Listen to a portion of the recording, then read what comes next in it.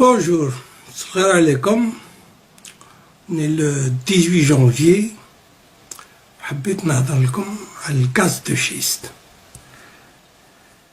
الغاز الصخري خاطر في هذا الوقت راهم يهضروا عليه بزاف في الجزائر اي سا سو كومبرون. يعني دعوة خطيرة. بون نقدم روحي انايا عبد القادر سعد الله.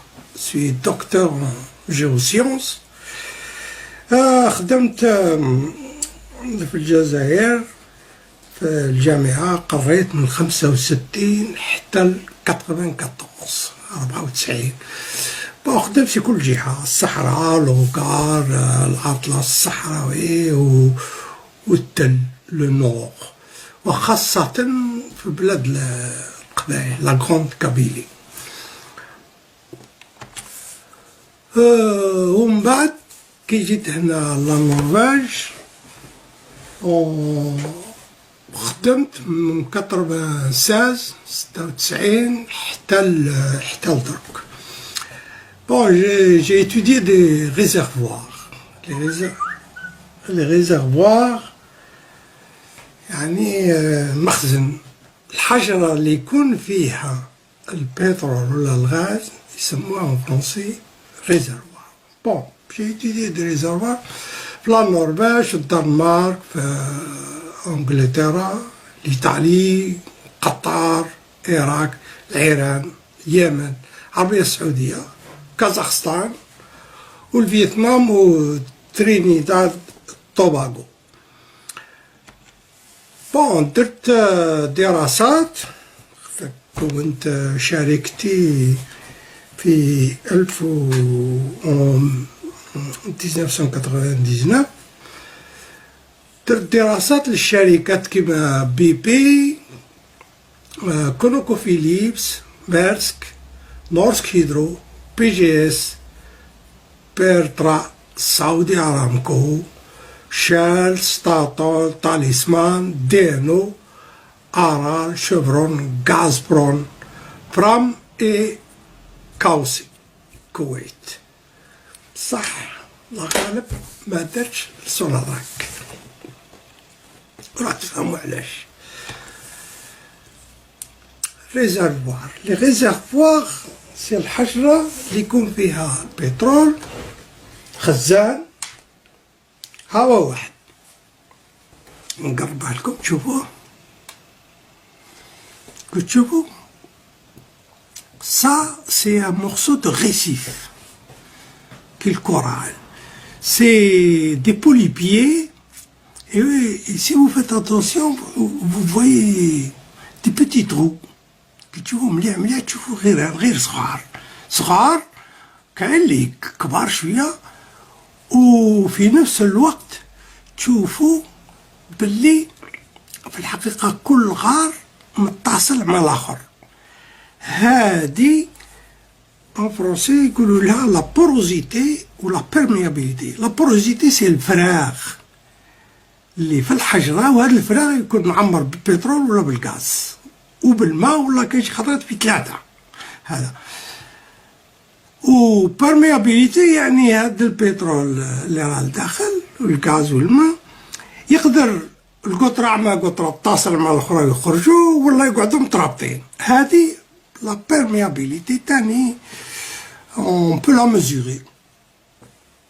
هاهي نوع وقت آخر تاع هذا.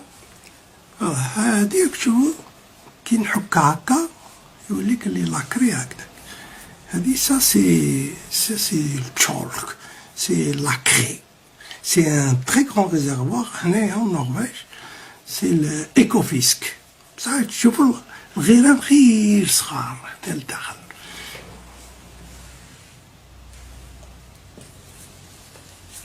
كل شغل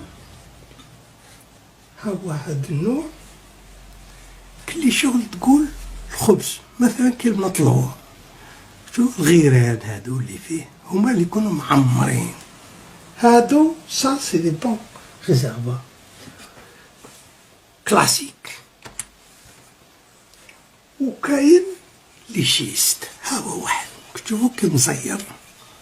ها سي كوم لاردواز. غير الاخر كان كل مطلوع معمر قابي، وهذا كيزرع ولا كيخبزو في الفطير. كي تجي تشوف ما تبان حتى ثقبة اللي تتعمر بالغاز ولا بالبترول. باش بصح كيما هادي باش تشوفوها كي هاك بالعين ما تبانش، بصح كي نحكمو آلة كالميكروسكوب نلقو بلي هنايا كاين بصح تلقاها قد راس اليبرة. شوفوا هاد اليبرة ماشي هاد الراس الأحمر، الراس الآخر قدها، يعني غير صغيرة. باش تخرج الغاز والبترول والماء اللي يكون فيه هادي خصك لازم مهراس، خصك ترحيها عادة تقدر تخرج من هذيك القطرة تاع الغاز. بصح كي تكون فيه قاع البير خاطر يديروا الفوراج هابطين حتى كيما بالنسبة لمجهة عين صالح بدو 3 كيلومتر دو بروفوندور. كاين واحد لا تكنيك كي كونسيست ا كاسي لا روش، خصك تهدمها. on l'appelle ça le fracking en anglais، يعني détruire la roche. Et bien sûr on la détruit, on fait ce qu'on appelle une cataclasie. هاي وحدها كي تشوفوا هاي قاع الحجر البيضاء الأصلية مكسرة قاع، وهذا اللي كحل هذاك كلي شغل مازالت رابطة بيناتهم. هاي النوع آخر تاني كيفاش محسوب الحجرة تتهدم. هذه عجبتني، درتها كرافات بولوطاي كما يقولوا الانجلي. هو النوع آخر تاني وين لا روche a été cataclasée. Ça c'est une cataclase de la roche de façon naturelle كما تصرى داخل تحت الأرض. هو النوع آخر وين الحجرة الأصلية كلي شغل هاك ومن بعد تكسرت. Il y a des fractures, ça c'est des fractures, mais qui ont été remplies par du quartz. هذه تاني تصرى en profondeur. بصح باش دير لها هذاك هذا النوع تاع الحجرة le schiste، il faut le détruire et on utilise on pompe de l'eau. Alors il faut faire un forage vertical et après à une certaine profondeur يوصلوا مثلا 2 ولا 3 كيلومتر بالنسبة لمجهة عين صالح، يعاود يروح اوريزونتال هكذا، يروح عدة كيلومتر. أنا اللي درسته خطرة الفوراج راح 12 كيلومتر هكذا اوريزونتال. معناتها كي يوصلوا لهذاك الشيست يروحوا من جهة ما على باليش، بالك 10 كيلومتر من جهة أخرى، كيف من جهة أخرى. ومن بعد ils vont pomper l'eau pour créer une pression, pour casser la roche.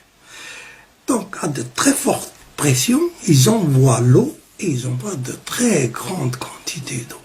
On parle de 15 à 25 millions de litres d'eau par puits. Bon, il y a des risques.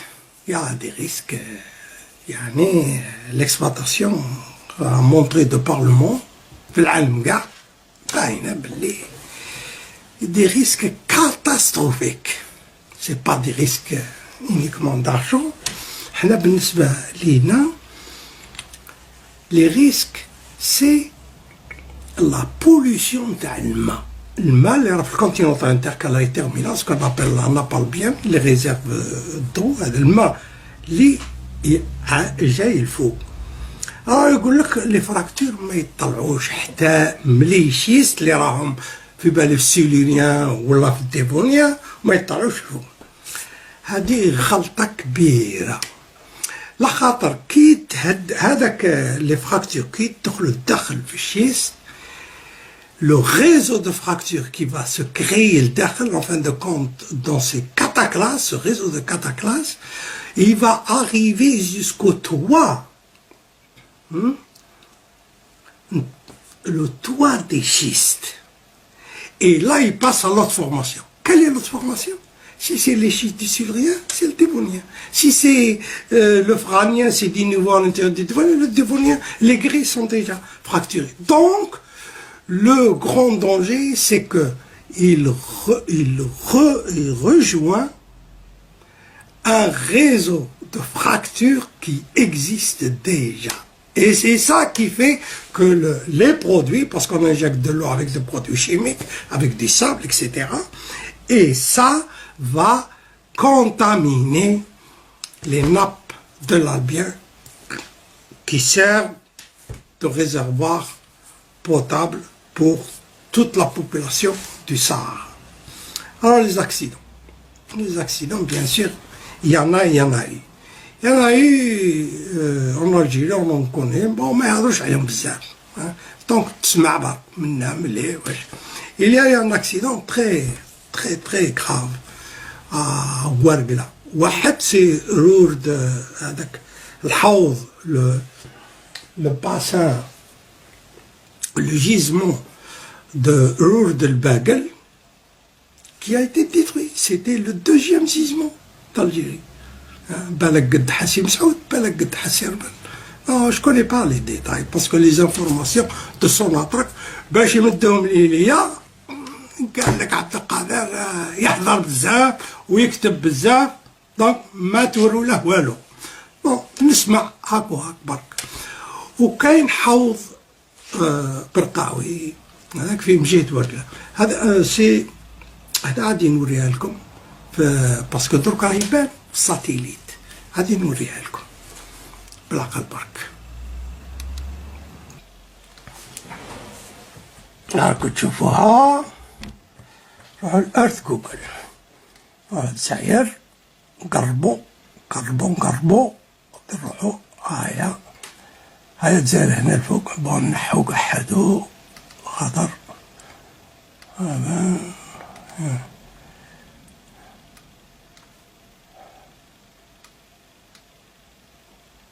هاي حسيب سعود هنا،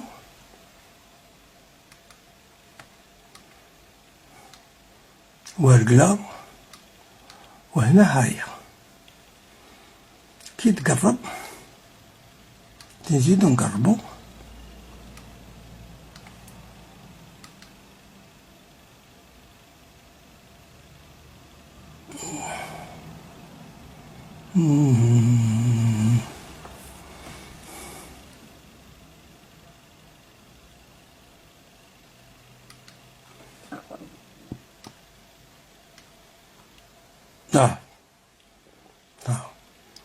جاو يحفروا en 1978 كل شي غرق ولات كل شي طاح والماء نتاع l'Albien هنا il est touché. Bon, comment ça s'est passé, etc. Je ne connais pas exactement, mais ça a fait, c'est un trou qui fait presque 1 kilomètre de diamètre. Bon, donc les accidents, il ne faut pas nous dire